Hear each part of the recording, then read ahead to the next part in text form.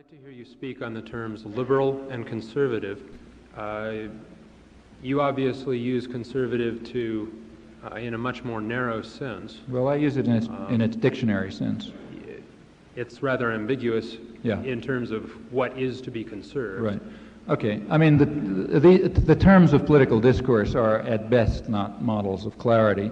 And in fact, liberal and conservative are interesting in that they've just shifted around totally.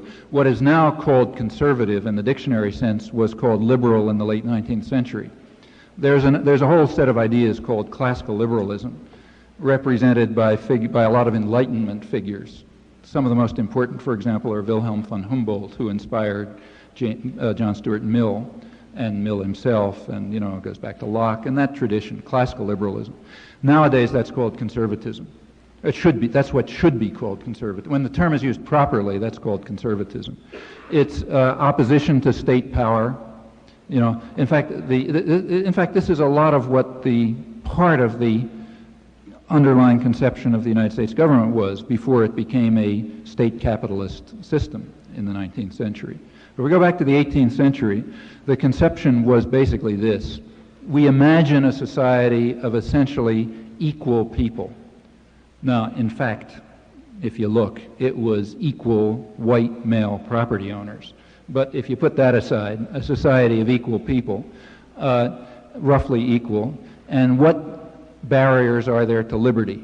Well, slavery, the church, and the state. Okay? So therefore we got to weaken state power, weaken church power, and end slavery.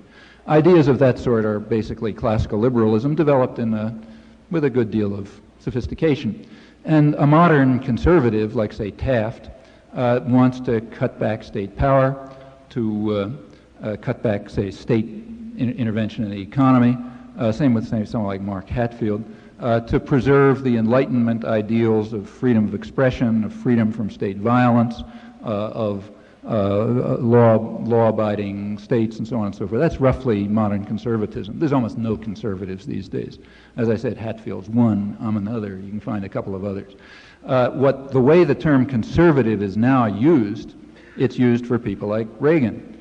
That is, people who want to expand the power of the state, to increase state intervention in the economy, to protect the state from public surveillance, to destroy civil liberties, to tear whatever there is of law to shreds, and so on and so forth. That has nothing to do with conservatism. Now, what about liberalism?